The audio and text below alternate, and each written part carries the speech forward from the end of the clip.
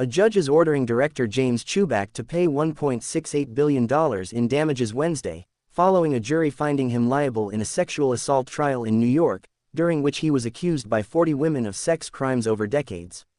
Attorneys for the accusers believe the sum represents the largest sexual assault civil suit verdict in state history.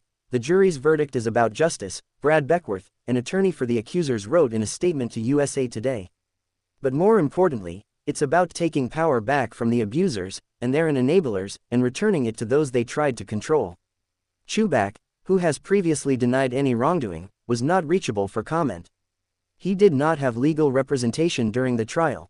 The screenwriter behind films like Bugsy and Two Girls and a Guy, Toback, 80, was one of the first major Hollywood names to be thrown out during the #MeToo reckoning over sexual violence in the entertainment industry nearly a decade ago.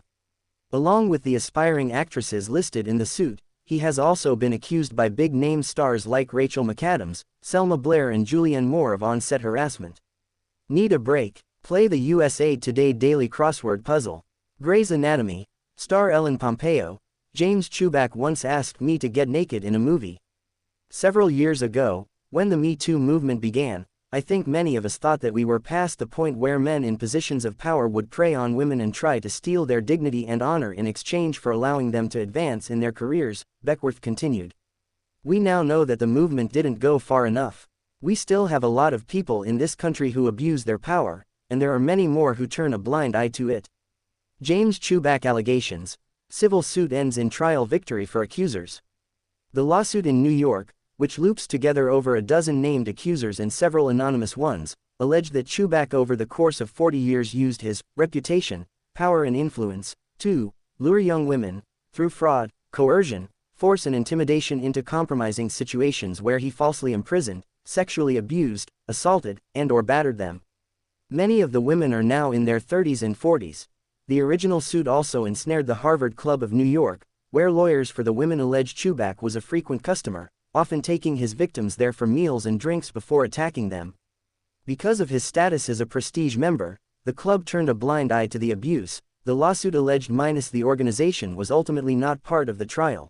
Toback was a graduate of the Ivy League University and directed a 2001 dramedy about the school entitled Harvard Man. McAdams and Blair both told Vanity Fair in 2017 that during the production of the movie Toback engaged in inappropriate sexual behavior, asking them to take their clothing off during auditions, masturbating in front of them or discussing personal pleasure habits and threatening them about speaking out. Blair, who originally spoke to the Los Angeles Times anonymously, said she decided to come forward after Toback's blanket denial. When he called these women liars and said he didn't recall meeting them and that the behavior alleged could not be attributed to him, I just felt rage and an obligation to speak publicly now, she told Vanity Fair.